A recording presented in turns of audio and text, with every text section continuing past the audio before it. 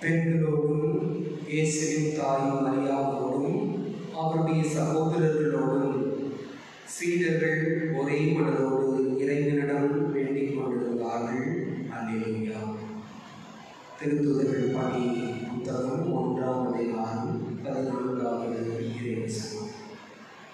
அன்புக்குரியவர்களே, இன்றைய தெய்வீக திருப்பலியில் பங்கு குடும்பமாய் சேர்ந்து நம்முடைய வாழ்வில் கடந்த 4 ஆண்டுகளுக்கு மேலாக பணியாற்றிய அவர்கள் சகோதரிகள் ஆதேஸ், ஸ்வேதா இவர்களுக்காக கடவுளுக்கு நன்றி சொல்லி இந்த திருப்பலியை நாம் ஜெபிப்போம்.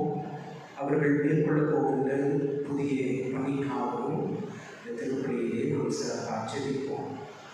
தம்முடைய 62வது பிறந்த நாள் கொண்டாடி கடவுளுக்கு நன்றி திருப்பலியாய் திருப்பலியை கொடுக்கின்ற திருவாளர் குணாளன் அவருக்காகவும் அவருடைய குடும்ப கருத்துக்களுக்காகவும் ஜெபிப்போம். நெல்சன் ராணி குடும்ப கருத்துக்கள் நிறைவேற வேண்டி வேண்டுதல் திருப்பலியாகும். புனித யோவான் விரும்பிய குடும்பங்களுடைய கருத்துக்கள் நிறைவேற வேண்டுதல் திருப்பலியாகும். ஆண்டவருக்குள் இந்த நிலைப்பாதலை அடைந்திருக்கின்ற PS ராஜி மற்றும் தனிஸ்லாஸ் இவர்களுடைய ஆண்டு நிலைப்பாதலுக்காக இந்த திருப்பலியை நாம் செய்வோம்.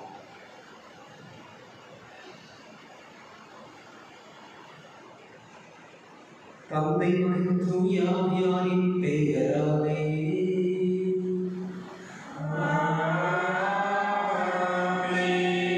நம் தந்தையாகிய கடவுளிடமிருந்தும் ஆண்டவராகிய இயேசு கிறிஸ்துவிடமிருந்தும் அருளும் அமைதியும் உங்கள் அனைவரோடும் இருப்பதாக.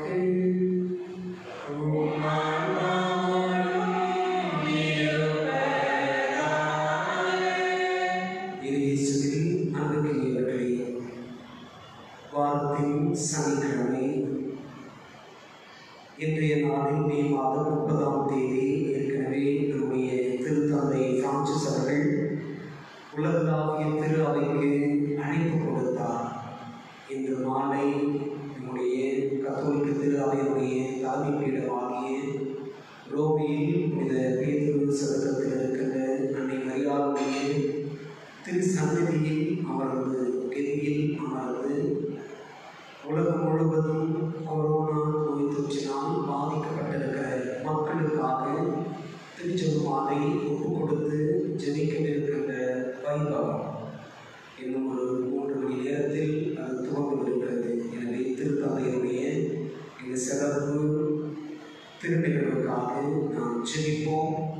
திருத்தந்தையோடு சேர்ந்து நாமும் அன்னை மரியாதை நோக்கி மன்றாடி உலகம் முழுவதும் இன்று மக்களை பெரும் அச்சத்திற்கும் இயல்பு வாழ்க்கை முடக்கப்பட்டிருக்கிற நிலைக்கும் நம்மை ஆளாக்கி இருக்கிற கொரோனா நோய் தொற்றிலிருந்து நாம் விடுதலை பெற இந்த திருப்பணியை சிறப்பாக அன்னையுடைய பரிந்துரை வேண்டி மன்றாடுவோம்.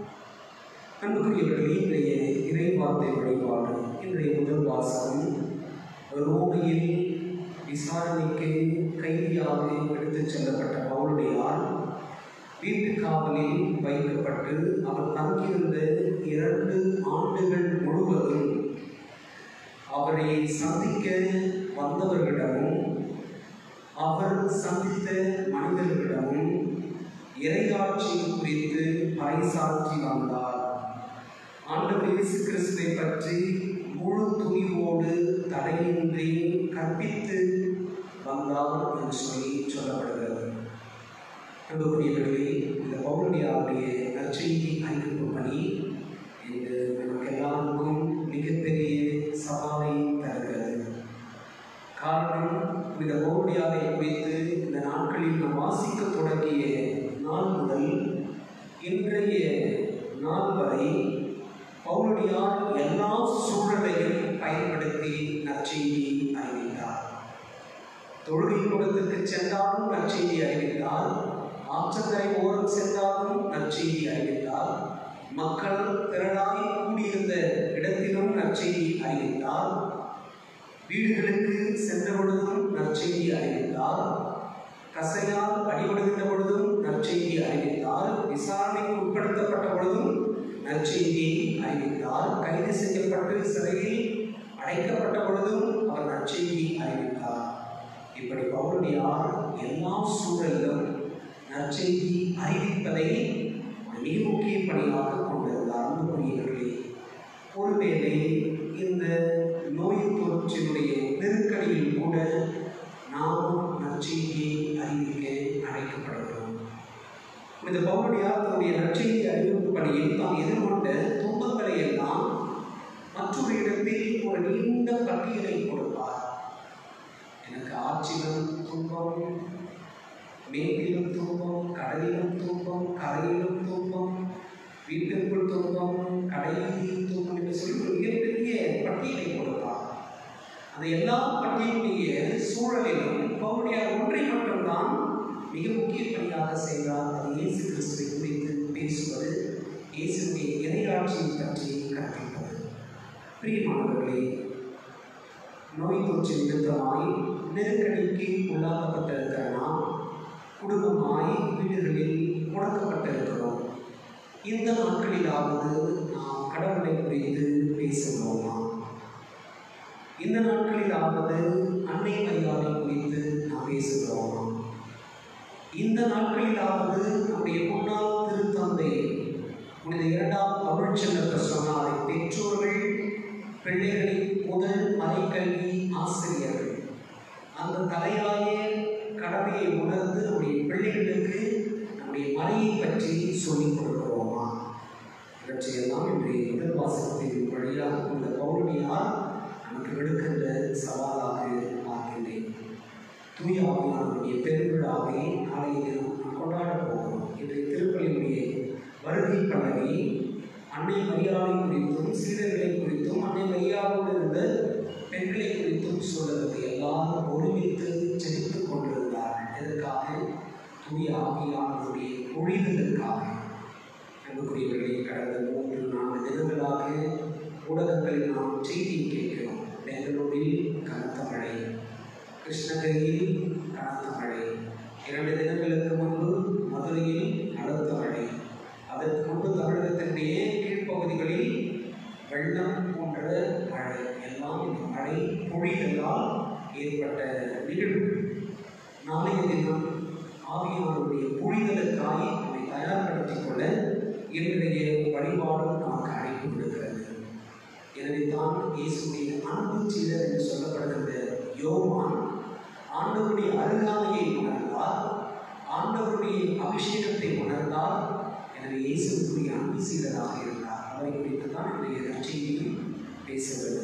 எனவே நாமும் அன்னை மரியாதை போல் அப்போஸ்தலர்களைப் போல் தூய ஆவியானுடைய பொழிதலை பெற்றுக்கொள்ளும் இந்த திருப்பலியை ஜெபிக்கும். இந்த தூய ஆவியானுடைய துணையால் நாம் எல்லா சூழலிலும் நற்செய்தியை அறிவிக்கின்றவர்களால், நற்செய்திக்கு சான்று பகர்கிறவர்களால் வாழ அருள்வேன். இந்த திருப்பலியை நாம் எடுப்போம். தூய மறை நிகழ்வுகளை நாம் கொண்டாடிய தகுதி பெறும் பொருட்டு நம்முடைய பாவங்களை ஏற்றுக்கொள்வோம்.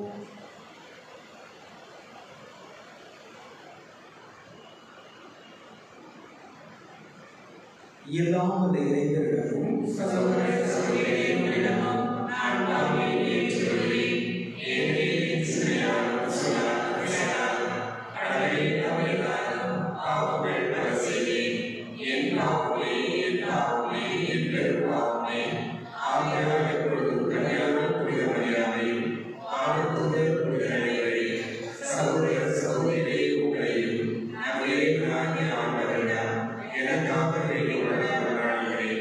எல்லாம் அந்த இறைவன் மீது இருக்க வைத்து நம் பாவங்களை மன்னித்து நம்மை நிலை வாழ்வுக்கு அழைத்துச் செல்வாராக.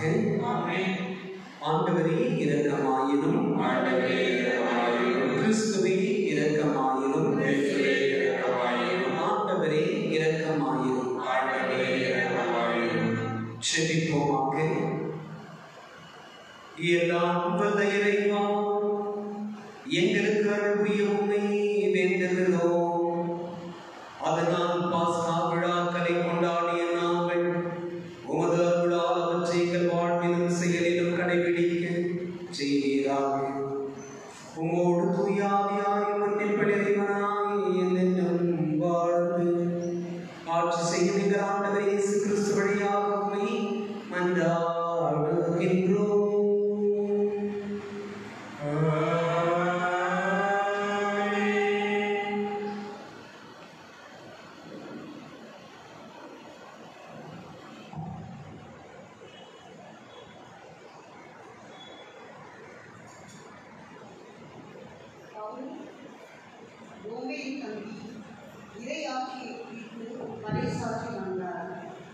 திருத்தூதர் பணிகள் நூலிலிருந்து வாசகம். 28ஆம் அதிகாரம். இறை வசனங்கள் 14-20, 30-31 வரை. ரோமையில் தனி வீட்டில் தங்கியிருந்த பவுல் அனுமதி பெற்றுக்கொண்டார். ஆனால் படைவீரர் ஒருவர் அவரை காவல் காக்க வந்தார். 3 நாட்களுக்கு பின்பு பவுல் யூத முதன்மை குடிமக்களை தம்மிடம் வரவழைத்தார். அவர்கள் வந்து கூடிய பின் அவர்களை நோக்கி, சகோதரரே, நான் நம்முடைய மக்களுக்கு எதிராகவோ மூதாதையரின் மரபுகளுக்கு எதிராகவோ எதுவும் செய்யவில்லை. எனினும் எருசலேமில் நான் கைது செய்யப்பட்டு ரோமையரிடம் ஒப்புவிக்கப்பட்டேன். அவர்கள் என்னை விசாரித்த போது மரண தண்டனைக்குரிய குற்றம் எதுவும் என்னிடம் காணாததால் என்னை விடுதலை செய்ய விரும்பினார்கள். யூதர்கள் அதனை எதிர்த்து பேசிய போது நான், சீசரே, என்னை விசாரிக்க வேண்டும் என்று கேட்க வேண்டிய கட்டாயத்துக்கு உள்ளானேன். ஆனால் என் இனத்தவருக்கு எதிரான குற்றச்சாட்டு எதுவும் என்னிடம் இல்லை. இதனால் தான் நான் உங்களை கண்டு பேசுவதற்காக அழைத்தேன். இஸ்ரேல் மக்கள் கொண்டிருக்கும் நம்பிக்கையின் பொருட்டு நான் விலங்கிடப்பட்டுள்ளேன் என்றார். பவுல் அங்கு 2 ஆண்டுகள் முழுவதும் தாம் வாடகைக்கு எடுத்த வீட்டில் தங்கியிருந்தார். தம்மிடம் வந்த அனைவரையும் வரவேற்று இறை ஆட்சியை குறித்து பறைசாற்றி வந்தார்.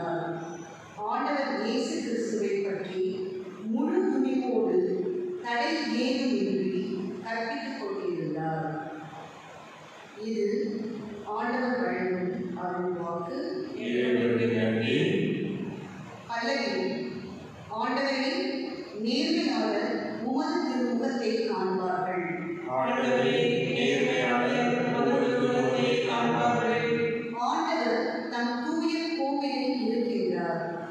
அவரது அரியணை விண்ணுலகில் இருக்கின்றது. அவர் கண்கள் உற்று நோக்குகின்றன. அவர் விழிகள் மானிடரை சோதித்தருகின்றன. பல்லவி. ஆண்டவரே, நேர்மையாளர் உமது திருமுகத்தை காண்பார்கள். ஆண்டவர் நேர்மையாளரையும் பொல்லாரையும் சோதித்தருகின்றார். வன்முறையில் நாட்டம் கொள்வோரை அவர் வெறுக்கின்றார். ஏனெனில் நீதியுள்ள ஆண்டவர் நேரிய செயல்களை விரும்புகின்றார். அவர் தம் திருமுகத்தை நேர்மையாளர் காண்பர். பல்லவி. ஆண்டவரே, நேர்மையாளர் உமது திருமுகத்தை காண்பார்கள்.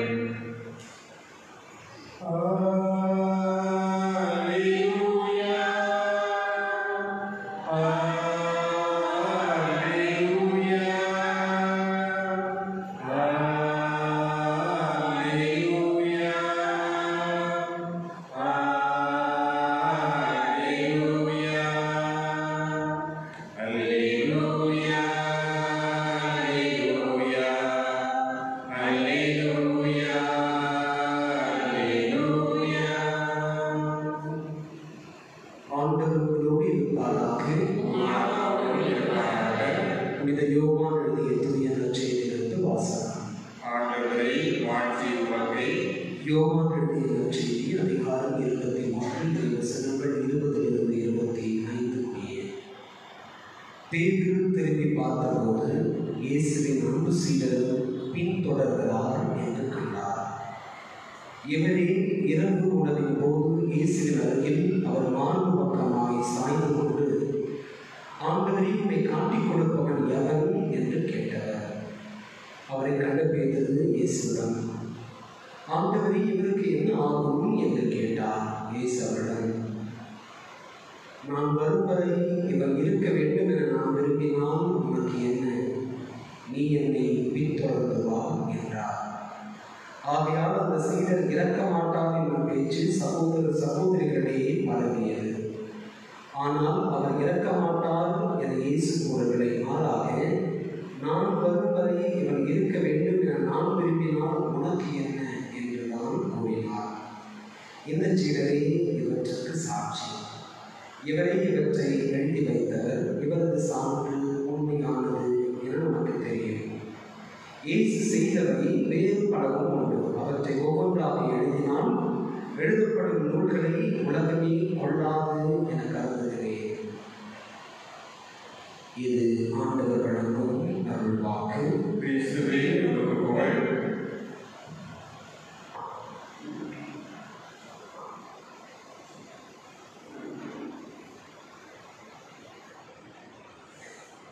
பவுல் 2 ஆண்டுகள் முழுவதும் தாம் வாடகைக்கு எடுத்த வீட்டில் தங்கியிருந்தார்.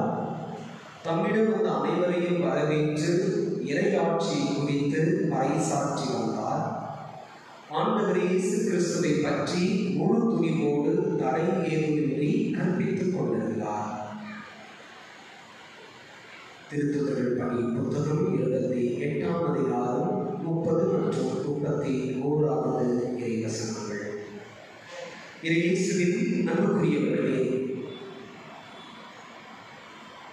நாம் இப்பொழுது உலகளவில் எதிர்கொண்டிருக்கின்ற இந்த கொரோனா நோய் குறித்த செய்திகளை உலக சுகாதார மையத்தினுடைய கவனத்திற்கு கொண்டு வரப்பட்ட நாளிலிருந்து இந்த நொடிப்பொழுது வரை அநேக செய்திகளை உலக சுகாதார மையம் நமக்கு ஒவ்வொரு நாளும் சொல்லிக்கொண்டே வருகிறது. இந்த நெருக்கடி காலத்தில் நாம் செய்ய வேண்டியவை, இந்த நெருக்கடி காலத்தில் நாம் செய்யக்கூடாதவை, இந்த நெருக்கடி காலத்தில் நாம் முன்னெச்சரிக்கை நடவடிக்கைகளாய் மேற்கொள்ள வேண்டியவை, இந்த நெருக்கடி காலத்தில் நம்மை நாம் எப்படி பாதுகாத்துக் கொள்வது போன்ற குறிப்புகள், நோய் தொற்று ஏற்பட்டால் நாம் என்ன செய்ய வேண்டும், நோய் தொற்று நம்மை தொடாதபடி எப்படி நம்மை பாதுகாத்துக் கொள்வது என சொல்லி 1000 செய்திகளை ஒவ்வொரு நாளும் கொடுத்து கொண்டே வருகிறது. இந்த உலக சுகாதார மையத்தினுடைய தகவல்களை பின்பற்றுகின்ற பல தேசங்கள் இந்த கொரோனா நோயை தன்னுடைய கட்டுப்பாட்டுக்குள்ளும் அநேக நாடுகள் நோய் தொற்று இல்லாத நாடுகளாகவும் உருவாகி கொண்டுதான் இருக்கிறது. அன்புக்குரியவர்களே, இதை மேற்கோள் காட்டுவதற்கும் இன்றைய முதல் வாசகத்தினுடைய இறுதி வார்த்தைகளுக்கும் தொடர்பு இருப்பதை உணர்ந்து இதை மேற்கோள் காட்டுகிறேன். காரணம், கைது செய்யப்பட்ட பவுலியா எபேசிலிருந்து மூப்பர்களை சந்தித்து கப்பலேறியவர் எருசலேம் செல்லுகிறார். எருசலேமில் அவர் விசாரிக்கப்படுகிறார். விசாரணை கைதியாக நான் ரோமை பேரரசர் முன்பாக என்னை விசாரிக்க வேண்டும் என்று சொல்லி ஒரு கோரிக்கை விடுக்கின்றார். அந்த கோரிக்கை நிமித்தம் ரோமை குடிமகன் என்பதன் அடிப்படையில் பவுலடியார் ரோமிற்கு எடுத்துச் செல்லப்படுகிறார். அங்கு தண்டனைக்குரிய குற்றம் எதுவும் செய்யவில்லை என்பதால் அவரே என்னை விட்டு காவலில் வையுங்கள் என்று சொல்லி ஒரு மனு கொடுக்க, அப்படியாய் அவர் வீட்டு காவலில் தங்க வேண்டிய சூழல் ஏற்படுகிறது. இன்றைய இறைவார்த்தையுடைய ஒளியில் அவர் ரோமையில் 2 ஆண்டுகள் முழுமையாய் தங்கியிருந்தார் என்று சொல்லப்படுகிறது. இந்த 2 ஆண்டுகளும் அவர் என்ன செய்தார் என்பதை 2 வார்த்தைகளில் இன்றைய முதல் வாசகம் சொல்லுகிறது. அவர் அந்த 2 ஆண்டுகள் முழுவதும் தாம் வாடகைக்கு எடுத்து வைத்திருந்த வீட்டில் தங்கியிருந்து தம்மிடம் வந்த அனைவரையும் வரவேற்று இறையாட்சியை குறித்து பறைசாற்றி வந்தார்.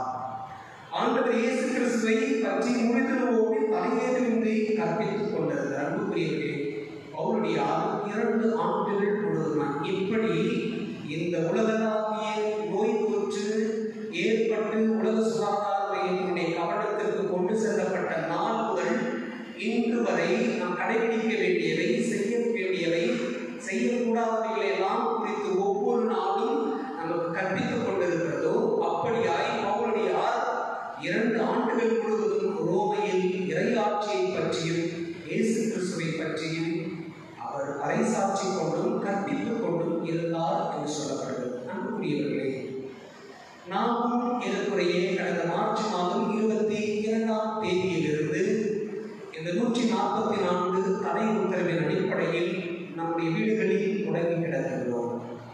ஏறக்குறைய 65 நாட்களில் கடந்து இன்றும் நடைமுறையில் உள்ள 144 தடை உத்தரவுக்கு கீழ்ப்படைந்து நம் வீடுகளில் முடங்கி இருக்கின்றோம். இத்துணை நாட்களாய் நாம் யாரை பற்றி பேசிக் கொண்டிருக்கிறோம்?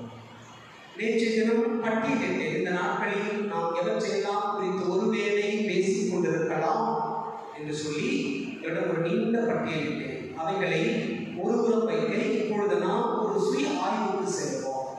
எதை குறித்து நாம் பேசிக் கொண்டிருக்கிறோம்? ஒருவேளை நான் இப்படி நினைக்கின்றேன், மே மாதம் நம்முடைய பங்கில் அநேக குடும்பங்கள் வெவ்வேறு மாவட்டங்களிலிருந்து குடியேறி இருப்பதால் ஒருவேளை நாம் நினைத்திருக்கலாம், இந்த நோய் தொற்று இல்லாமல் போயிருந்தால் சொந்த ஊருக்கு போயிருப்பேன், அதை பற்றி பேசியிருக்கலாம். அல்லது சொந்த ஊருக்கு சென்றிருந்தால் நாம் என்னவெல்லாம் செய்திருப்போம் என்பதை குறித்து பேசியிருக்கலாம்.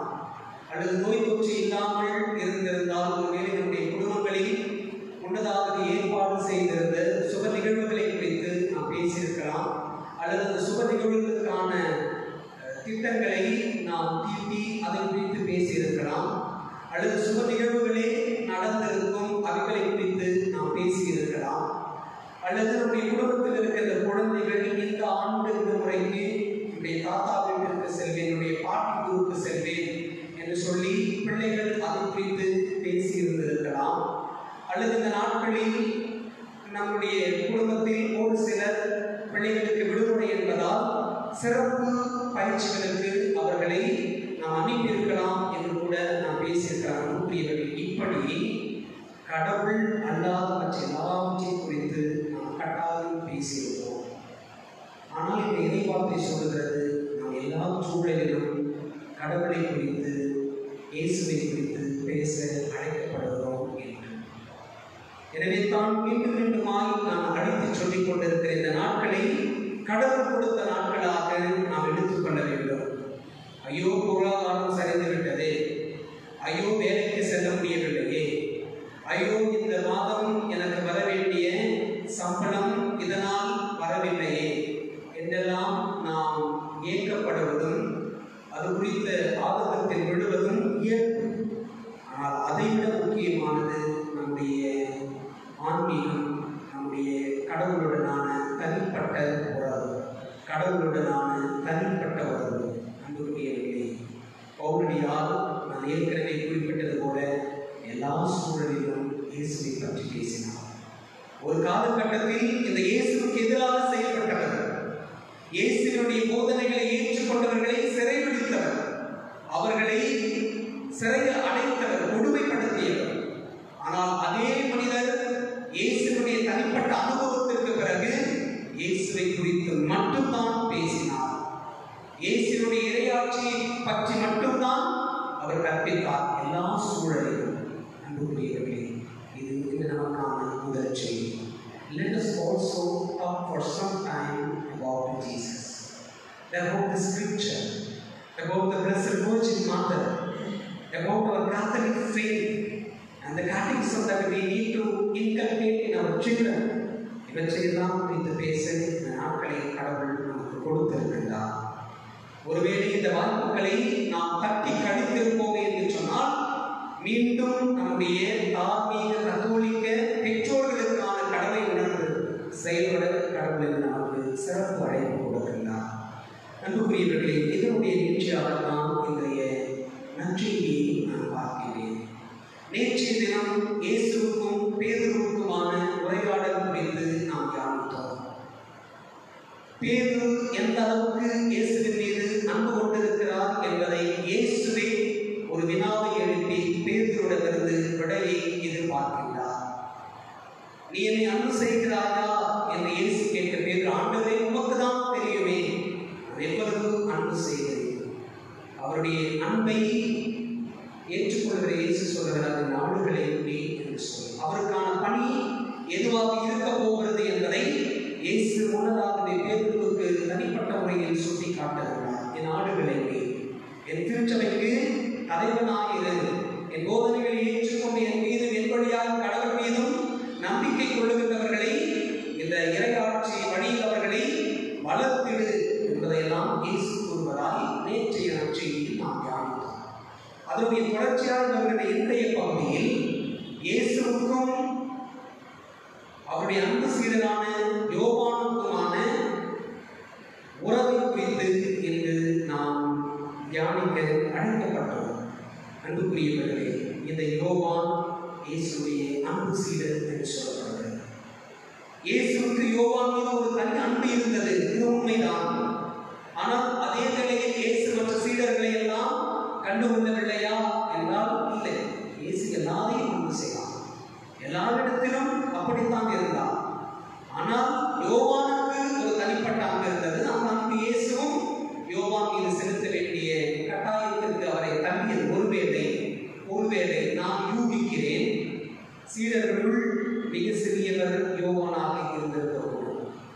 எப்படி ஒரு குடும்பத்தினுடைய கடைக்குட்டி மீது பெற்றோருடைய தனிக்கவனம் இருக்கிறதோ அப்படி சீடர்களுடைய கூட்டத்தில் சிறியவராக யோவான் இருந்திருக்கலாம். எனவே இயேசுடைய தனி அன்பு அவர் மீது இருந்தது.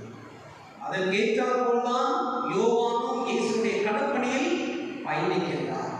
எல்லா சீடர்களும் இயேசுவை விட்டுவிட்டு ஓடி போக அன்னை மரியாவோடு சேர்ந்து இயேசுவை இறுதி வரை பின்தொடர்ந்த சீடர் யோவான் என்று சொன்னால் அது மிகையாகும். இந்த யோவானிடம் தான் இயேசு தன்னுடைய தாயும் நம்முடைய அன்னையும் ஆகிய அன்னை மரியாவை ஒப்புக் கொடுத்தார். இவரே உன் தாய், இவரை உன் பொறுப்பில் எடுத்துக்கொள், எனக்கு பின்பு என்னுடைய தாயை முழுவதுமாய் பராமரிக்க வேண்டியவனும் பாதுகாக்க வேண்டியவனும் அவர்களுக்குரியதை செய்து கொடுக்க வேண்டியவனும் நீதான். எனவே என் நிழலாய் இருந்து என் தாயை பார்த்துக்கொள் என்று சொல்லி நம்முடைய அன்பு சீடர்கள் தான் இயேசு நம்முடைய தாயை ஒப்புக் கொடுத்தார். அன்புக்குரியவர்களே, இயேசு இந்த யோவானை பார்த்து கொண்டு சொல்லுகிறார், நீ என்னை பின்தொடர்ந்து வா. அன்புக்குரியவர்கள், இந்த நாட்களிலே நம்முடைய அரசு ஒன்றை திரும்ப திரும்ப சொல்லுகிறது, நீங்கள் வெளியே செல்கின்ற பொழுது சமூக இடைவெளியை பின்பற்றுங்கள். சோஷியல் டிஸ்டன்சிங் என்று குறிப்பிடுகிறது. நிறைய வாகனங்களில் பின்புறத்தில் நாம் பார்ப்பது 10 மீட்டர் இடைவெளி விட்டு வரும். ஒருவேளை நீங்கள் அவரை பார்த்திருப்பீங்க. ஒரு சில வாகனங்களில் எல்லாம் வித்தியாசமாக எழுதியிருப்பார்கள். தொடர்ந்து வா, தொட்டு விடாதே அப்படின்னு. என்ன சொல்றாங்க? நீங்க கொஞ்சம் சோஷியல் டிஸ்டன்சிங்கை ஃபாலோ பண்ணுங்க அப்படின்னு சொல்லி. ஆனால் இந்த நற்செய்தியில் இயேசு பேதுருவை பார்த்து சொல்லுகிறார், நீ என்னை பின்தொடர்கிறாய். You just follow me. Why do you worry about the other man? Why do you unnecessarily interfere in someone's business? Why do you poke your nose? நம்ம சொல்றோம்ல, தேவையான ஏன்டா ஒரு மூக்க உள்ள வர அப்படின்னு. அதே தான் இயேசு சொல்றார். நீ என்னை பின்தொடர்ந்து வா. யோவான் எப்படிப்பட்டவராக இருக்க போகிறார் என்பதை குறித்து நாம் கலந்து ஆலோசிக்க வேண்டிய கட்டாயம் இல்லை.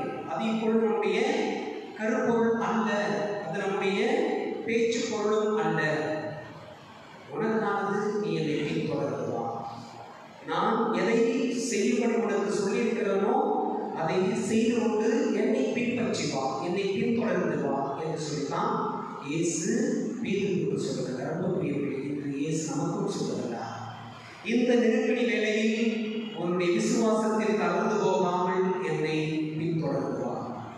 இந்த இக்கட்டான சூழலில் உன்னுடைய ஆன்மீகத்திலிருந்து நீ நழுவி விடாமல் இந்த நெருக்கடியோடு, வேதனையோடு, சவாலோடு, பொருளாதார குறைகளோடு என்னை பின்தொடர்ந்து வா என்று சொல்லி இயேசு நமக்கு அழைப்பு கொடுக்கின்ற காரணம், இந்த இயேசு நமக்கு நிறை வாழ்வை தரக்கூடியவர். இந்த இயேசுவால் மட்டும்தான் நமக்கானதை கொடுக்க முடியும். எனவே அன்புக்குரியவர்களே, பேதுருவுக்கு கொடுக்கப்பட்ட அதே வார்த்தைகளை இயேசு நமக்கு கொடுக்கிறார். என்னை பின்தொடர்ந்தார். அன்னையிலே அவருடைய வாழ்வு அப்படித்தான் இருந்தது. ஏற்றுக்கொண்ட கனம் தொடங்கி மங்கள வார்த்தை ஜபத்தின் வழியாய் நான் ஆண்டவருடைய அடிமை என்று சொல்லி அன்னைமரியால் தன்னை கடவுளுக்கு அர்ப்பணித்த அந்த நொடி தொடங்கி அவள் ஆன்மீக சரீரத்தோடு விண்ணகம் எடுத்துக் கொள்ளப்பட்ட அந்த நொடி பொழுது வரை அவர் கடவுளையும் பின்தொடர்ந்தார், தன் மகன் இயேசுவையும் பின்தொடர்ந்தார். எனவே தான் திருச்சபை சொல்லுகிறது, இயேசுடைய முதல் சீடர் அன்னை மரியாள் என்று சொல்லி. அன்புக்குரியவர்களே, இந்த அன்னை மரியாள் நமக்கும் இதைத்தான் சொல்லுகிறார். என்னை போல் நீங்களும் என் மகனை பின்தொடர்ந்து வாருங்கள். அன்றொரு நாள் கானாவில் நான் சொன்னேன், பணியாளர்களை பார்த்து அவர்களுக்கு சொல்லுவதையெல்லாம் செய்யுங்கள். எனவே என் மகனை நீங்கள் பின்தொடர்ந்து வருகிறீர்கள் என்று சொன்னால் ஏற்கனவே அவர் உங்களுக்கு சொல்லியிருப்பதையெல்லாம் நீங்கள் செய்யுங்கள். அப்படி செய்கின்ற பொழுது உங்கள் செயல்கள் வழியாய் நீங்கள் என் மகனை பின்பற்றி வருகிற அவருடைய சீடர்களாய், சீடத்திகளாய் நீங்கள் இருப்பீர்கள் என்பதை அன்னைமரியாள் வழியாக கடவுள் என்று நமக்கு சொல்லுகிறார். அன்புக்குரியவர்களே, இத்தகைய ஒரு ஆன்மீக அனுபவத்தை நாம் பெற்றுக்கொள்ள வேண்டும் என்று சொன்னார். இந்த பவுலடியார் எல்லா சூழலிலும் நற்செய்தியை அறிவித்தாரே. எப்படி சாத்தியமானது? அவர் மீது பொழியப்பட்ட தூய ஆவியானவர். எப்படி அன்னை மரியாவால் இயேசுவுக்கான முதல் சீடத்தியாய், சீடராய், அப்போஸ்தலராய் இருக்க முடிந்தது? அவள் மீது பொழியப்பட்ட தூய ஆவியானவரால். அன்புக்குரியவர்களே, நாமும் திருமுழுக்கின் வழியாய் தூய ஆவியை பெற்றுக்கொள்வோம். நாமும் உறுதி பூசுதல் என்கின்ற திருவருட்சாதனத்தின் வழியாய் தூய ஆவியானவரை நாம் பெற்றுக்கொண்டோம். இன்று நாம் தூய ஆவியால் இயக்கப்படவும் கடவுள் நமக்கு அழைப்பு கொடுக்கின்றார். காரணம் வார்த்தை சொல்கிறது, தூய ஆவியால் இயக்கப்படுகிறவர்களே கடவுளின் மக்கள். நாம் எந்த ஆவியால் இயக்கப்படுகிறோம்? தூய ஆவியாலா அல்லது தீய ஆவியாலா? நாம் தூய ஆவியால் இயக்கப்படுகிறோம் என்று சொன்னால் நாம் கடவுளின் மக்கள். தீய ஆவியால் நாம் இயக்கப்படுகிறோம் என்று சொன்னால் நாம் கடவுளுக்கு எதிரான மக்கள். நாம் எந்த குழுவை சார்ந்தவர்களாக இருக்க விரும்புகிறோம்? தூய ஆவியானவருடைய உடனிருப்பை வேண்டும். அவருடைய புரிதலை நாம் கேட்போம். வானம் திறந்து தென்புறா போல இறங்கி வந்தீரே என்று சொல்லி நாம் பாடுகிறோமே, அத்தகைய யோர்தான் நதிக்கரை அனுபவம் நமக்கும் கிடைக்க வேண்டும். மேல்மாடி அப்போஸ்தலர் அன்னை மரியாளுடைய ஆவி பொழிந்த அந்த அனுபவம், மேல்மாடி அனுபவம் நமக்கும் கிடைக்க வேண்டும். கொர்னேலியாவுக்கு அவருடைய குடும்பத்தில் பொழியப்பட்டதை, அத்தகைய குடும்ப ஆவியானவருடைய பொழிதல் நம்முடைய குடும்பங்களில்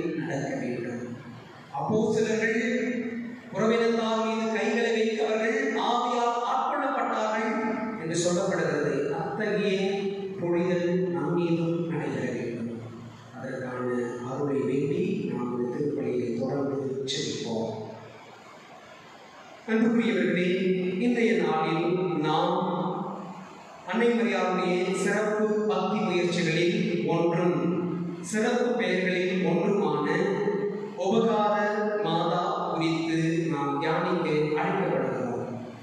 நம்முடைய மறை மாவட்டத்தில் புனித தோமையார் பங்கினுடைய கிளை பங்காக இருக்கின்ற ஆலயம் உபகார அன்னைக்கு அர்ப்பணிக்கப்பட்ட ஆலயம். நம்முடைய மறை மாவட்டத்தில் மிகவும் பழமையான ஆலயம் கூட. அதேபோல் நம்முடைய மறை மாவட்டத்தினுடைய கடைகோடி பங்கு எல்லாருக்கும் உபகார மாதாவுக்கு ஒப்புக் கொடுக்கப்பட்ட பங்கு. உபகாரம் என்கின்ற சொல் நன்மை என்பதை அல்லது சகாயம் என்பதை குறிக்கிறது. எனவே இந்த உபகார மாதா சகாய மாதா என்று சொல்லியும் அழைக்கப்படுகிறார்கள். பிரியமானவர்களே, நம்முடைய இந்தியாவினுடைய தென்கோடியில் 1ஆம் நூற்றாண்டிலேயே வரலாற்று ஆசிரியர்கள் சொல்லுகிறார்கள், ஐரோப்பாவுக்கும் அமெரிக்காவுக்கும் கிறிஸ்தவம் செல்லுவதற்கு முன்பே அது இந்தியாவுக்கு வந்தது என்று சொல்லுகிறார்கள். அப்படியாய் 1ஆம் நூற்றாண்டிலேயே புனித தோமையாரால் கிறிஸ்தவம் நம் மண்ணில் விதைக்கப்பட்டது. ஆனால் அவர்களை வழிநடத்த அருள் பணியாளர்கள், நெறியாளர்கள், மூப்பர்கள் இல்லாத காரணத்தினால் தொடக்க கால 1ஆம் நூற்றாண்டு கிறிஸ்தவர்கள் சிதறி போனார்கள். அதன் பிறகு 15ஆம் நூற்றாண்டில் கன்னியாகுமரியில் போர்த்துகீசிய ஆளுகையில் கட்டப்பட்ட புனித சூசியப்பர் ஆலயம் நெருப்பில் அழிந்து போகவே 16ஆம் நூற்றாண்டில் ஒரு குடிசை கோயில் உருவானது. முதலில் அது மகிழ்ச்சி மாதா ஆலயம் என்று சொல்லப்பட்டது. அதன் பிறகு அது அலங்கார மாதா என்று பெயர் மாற்றம் செய்யப்பட்டது.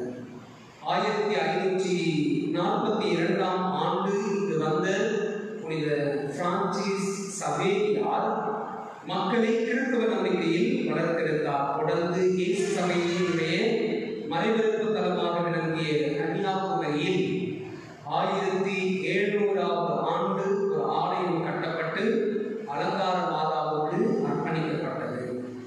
200 ஆண்டுகளுக்கு பிறகு புதிய ஆலயத்திற்கு அடிக்கல் நாட்டப்பட்டு பகுதி பகுதியாக கட்டி முடிக்கப்பட்ட ஆலயம் உபகார மாதாவுக்கு ஒப்புக் கொடுக்கப்பட்டது.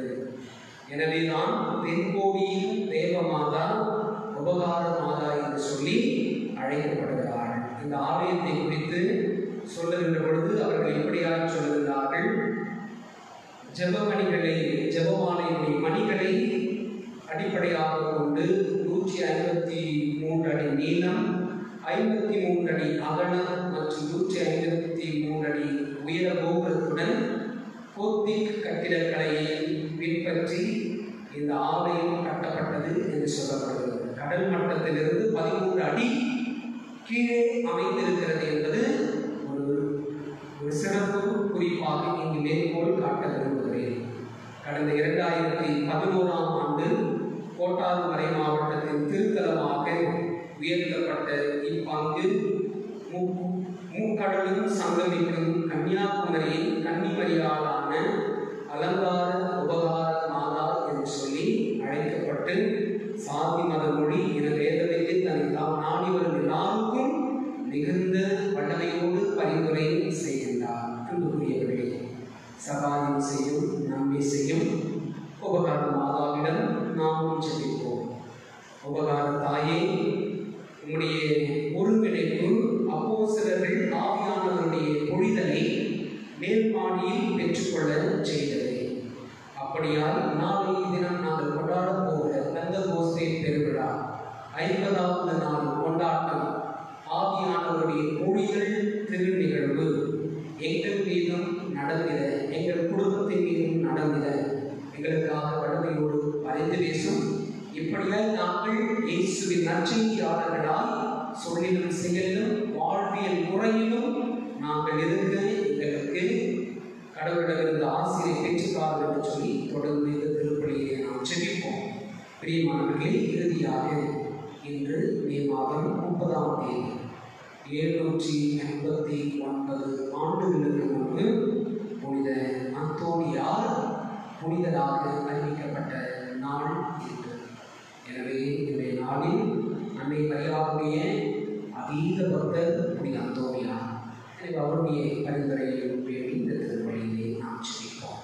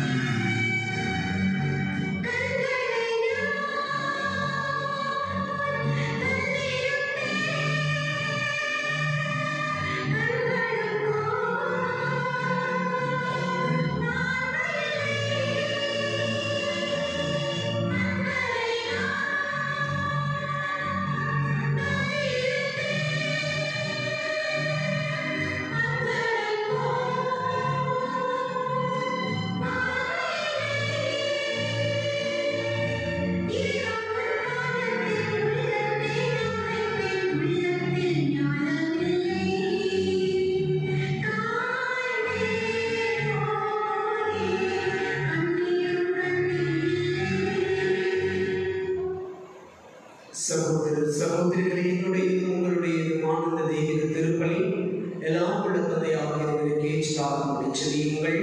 ஆண்டவர் அவர்களை வாழ்ச்சிக்காகவும் ஆட்சிக்காகவும் நமது நன்மைக்காகவும் புனித திருவை அடைந்த நலனுக்காகவும் உமது கையில் இப்படி ஏற்றுக்கொள்வாராக. ஆண்டவரே, புனிதர்கள் அடையாளங்களை கொண்டாடு பாவங்களுக்கெல்லாம் மன்னிப்பாக தூய ஆவியார் இறங்கி வருவதால் அவரே எங்கள் மனங்களை தயார் செய்வாராக. எங்கள் ஆண்டவர் இயேசு கிறிஸ்து வழியாகவே மன்றாடுகின்றோம்.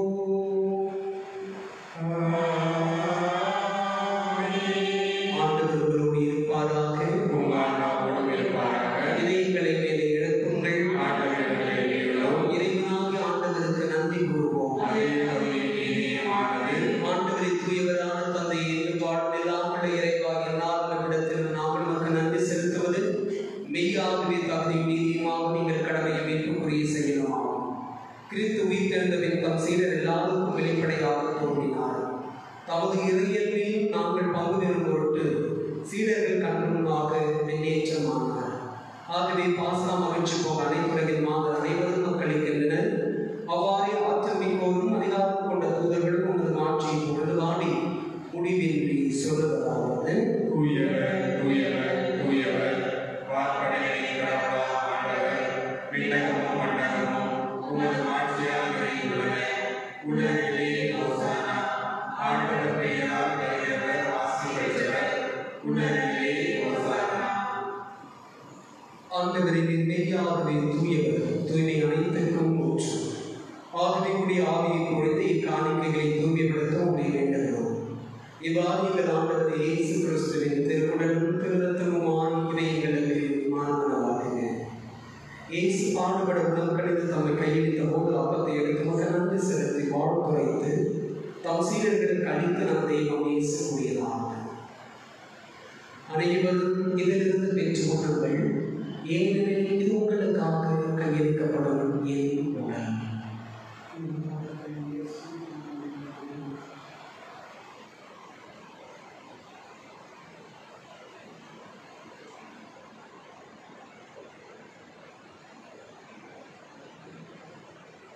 அவ்வளவு உணவருந்திய பின் திராட்சரசம் நிரம்பிய கிணற்றில் நமக்கு நன்றி செலுத்தி வாழ்த்துறைந்து தம் சீடர்களுக்கு அளித்து நம் தெய்வம் இயேசு கூறியதாவது: அனைவரும் இதிலிருந்து பெற்று பருகுங்கள், ஏனெனில் இது புதிய நிலையான உடன்படிக்கைக்கு உரிய என்ற அர்த்தத்தின் கிணறு. இது பாவ மன்னிப்புக்கென்று உங்களுக்காகவும் பலருக்காகவும் சிந்தப்படும். இதை என் நினைவாக செய்யுங்கள்.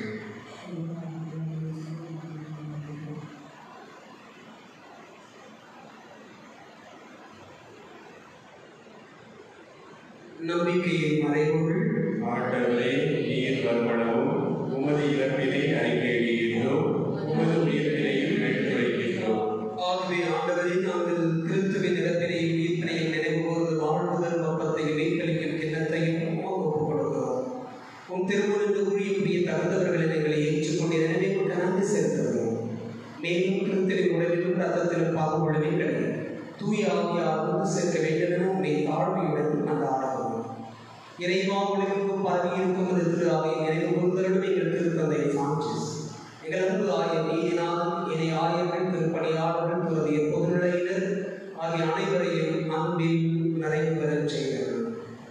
உயிர் திருவோம் என்ற எதிர்நோக்குடன் துயிலுள்ள எங்கள் சகோதரர் சகோதரிகளையும் இறந்தோர் அனைவரையும் இரக்கத்துடன் நினைவு கூர்ந்தும் ஒரு திருமுக ஒளியினுள் ஏற்றலும். எங்கள் எல்லாரும் மீதும் இரக்கமாயும் கடவுளின் கன்னித்தாயான புனித மரியா, அவருடைய அன்பு கணவரான புனித யோசேப்பு, புனித திருத்தூதர்கள், உலகில் உகந்தவராய் இருந்தவராகிய புனித அனைவருடனும் நாங்கள் நிலைப்பாட்டில் பங்கு கொள்ளும் தகுதி பெற்று திருமகன் இயேசு கிறிஸ்து வழியாக உண்மை குழந்தைக்கு பரவ நிகழ்ந்தார்கள்.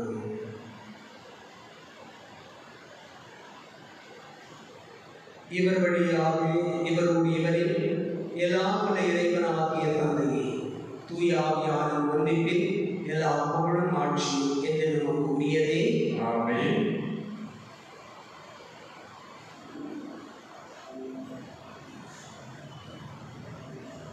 மீட்பரின் கட்டளையால் கற்பிக்கப்பட்டு இறைப்படைப்பினையால் பயிற்சி பெற்ற நாம் கரம் விரித்து கொண்டாடுவோம்.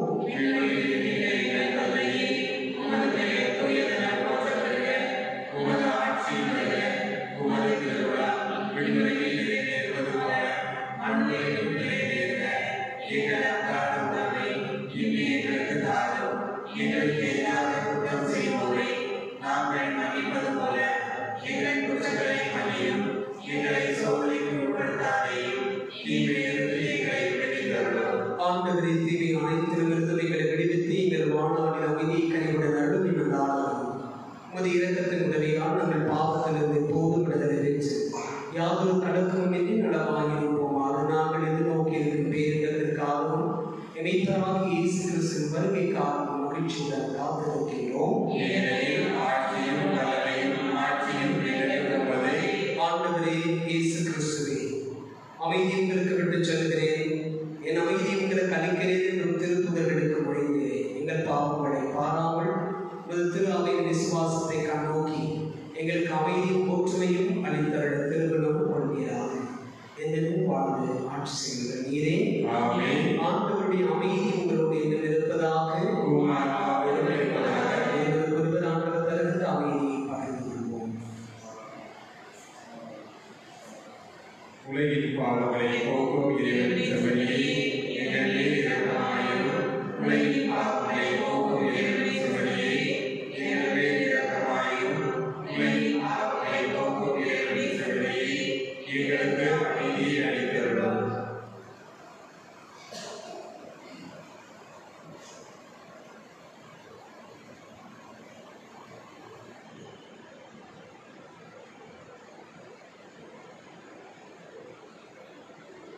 இதோ இறைவனின் செம்மறி, உலகின் பாவங்களை போக்குகிறது.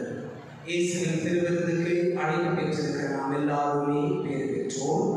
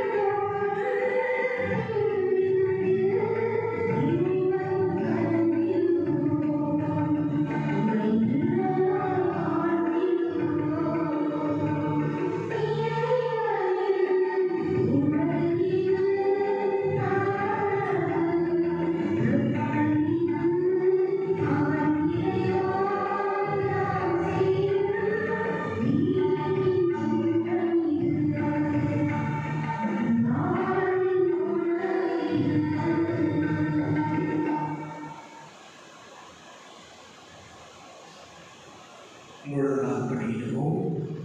திருத்தந்தை பிரான்சிஸ் அவர்களோடு சேர்ந்து அன்னை மரியாதை நோக்கி நாம் எதிர்கொண்டிருக்கும் நோய் தொற்று நெருக்கடியிலிருந்து விடுதலை பெறச் செல்வோம். ஓ அன்னை மரியே, எப்போது உங்கள் வாழ்க்கை பாதையில் மீட்பு மற்றும் நம்பிக்கையின் அடையாளமாக விளங்குகிறேன். சிலுவை அணியில் நின்று இயேசுவின் பாடுகளை பங்கெடுத்து மது நம்பிக்கையில் உறுதியாக இருந்த நோயாளிகளின் ஆரோக்கியமே, எங்களை உன்னிடம் ஒப்படைக்கிறோம். அன்பு தாயே, அனைத்துலக மக்களின் மீட்புக்கு துணை நிற்கும் நீர் எங்களுக்கு என்ன தேவை என்பதை அறிந்துள்ளீர். அதை எங்களுக்கு பெற்றுத்தருவீர் என்பதை நாங்கள் உறுதியாக உள்ளோம். ஆகவே கலிலேயாவின் கானாவில் நடந்தது போல இந்த சோதனை காலத்திற்கு பின் மகிழ்ச்சிக்கும் கொண்டாட்டத்திற்கும் நாங்கள் மீண்டும் திரும்புவோமாக. இறையன்பின் தாயே, தந்தையின் திருவுளத்திற்கு நாங்கள் இணங்கி வாழ்ந்து எங்கள் துன்பங்களை தம்மில் ஏற்றுக்கொண்டு துயரங்களை சுமந்து கொண்டு சிலுவை வழியாக மீட்பின் மகிழ்ச்சிக்கு எங்களை வழிநடத்திய இயேசு கூறியபடி நாங்கள் சிலுவை விளக்க உதவியவர்கள். ஓ இறைவனின் புனித அன்னையே, இந்த பாதுகாப்பின் கீழ் நாங்கள் அடைக்கலம் தேடுகிறோம். மாட்சிக்குரிய ஆசீர்வதிக்கப்பட்ட கன்னியே, போராடும் எங்கள் விண்ணப்பங்களை புறக்கணியாமல் எல்லா விதமான ஆபத்திலிருந்தும் எங்களை விடுவித்தரணும். ஆமென். அன்புக்குரியவர்களே, இன்றைய திருச்சுப மாலையை நமக்கு சிறப்பு செய்து கொடுத்தவர்கள் பங்குடைய புனித யோவான் நம்பிய குடும்பங்கள். பங்கின் சார்பாக யோவான் நம்பிய தாக்கு நன்றிகளை தெரிவித்துக் கொள்ளலாம். பிரியமானவர்களே, கடந்த மே மாதம் 1ஆம் தேதியிலிருந்து இன்று வரை பங்கினுடைய அன்பியங்களும் பங்கினுடைய பக்த சபைகளும் ஒவ்வொரு நாள் மாலை வேளையும் சிறப்பித்து கொடுத்தார்கள். எனவே மீண்டும் ஒருமுறை பங்கின் சார்பாக எல்லா அன்பிய பொறுப்பாளர்களுக்கும், இறைவேண்டல் பொறுப்பாளர்களுக்கும், தம்பதியர்கள் பொறுப்பாளர்களுக்கும் நம்முடைய சிறப்பு நன்றிகளை தெரிவித்துக் கொள்கின்றோம். ஒவ்வொரு நாளும் அன்னைக்கு புதிய புதிய புடவைகளை கட்டி அன்னையை அழகுபடுத்தி நாம் ஜெபிப்பதற்கு உதவிய பங்கினுடைய மரியாதையின் சேவையை சார்ந்த தாயார் ஆனஸ் அவர்களுக்கும் நம்முடைய மனமார்ந்த நன்றிகள். கடந்த ஒரு மாதமாக, குறிப்பாக இந்த மே மாதம் முழுவதும் ஒவ்வொரு நாள் திருப்பலிக்கும் நம்மை தயார்படுத்திய நம்முடைய ஆலய வேதியர் திருமதி கபிரியல் அவர்களுக்கும், என்னுடைய ஒருங்கிணைப்பு குழுவினர் செல்வன் ஜான், திருமதி ஜெயசிங், இசைமீட்டு கொடுக்கின்ற செல்வன் ஜேக்கப் ஆகியோருக்கும் பங்கின் சார்பாக மனமார்ந்த நன்றிகளை தெரிவித்துக் கொள்கிறேன். அன்புக்குரியவர்களே, நாளை மே மாதம் 31ஆம் தேதி நிறைய கொண்டாட்டங்களின் தொகுப்பு. ஒன்று பெந்தகோஸ்தே பெருவிழா, தூய ஆவியானவருடைய புனிதர் பெருவிழா. மே மாதம் 31ஆம் தேதி அன்னையால் எலிசபெத் அம்மாளை சந்தித்த நாள். இந்த மே மாதம் 30ஆம் தேதி நம்முடைய மறை மாவட்டத்தினுடைய ஆரோக்கிய மாதாவினுடைய பெயரை தாங்கியிருக்கிற அநேக கிராமப்புற பங்குகளுடைய பங்கு ஆண்டு பெருவிழாவும் கூட. எனவே நாளைய நேரத்திலே நாம் சிறப்பாய் அன்னை நல்லாரிடம் நமக்கான பரிந்துரைகளை வைத்து மாலை திருப்பணியை நாம் கொண்டாடி அன்னையுடைய சிறப்பு மே மாத வணக்க மாத திருநிகழ்வை நாம் நிறைவுக்கு கொண்டு வருவோம். இறுதி ஆசிரியர்களை எழுதியிருப்போம்.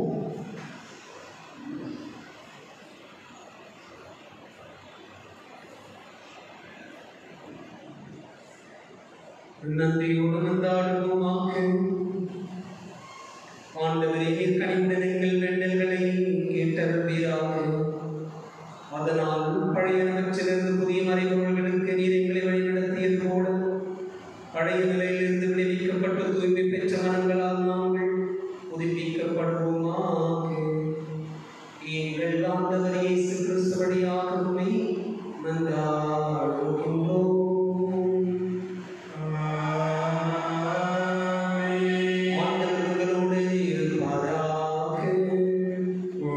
உம்மான்மாவோடும் இருப்பாராக.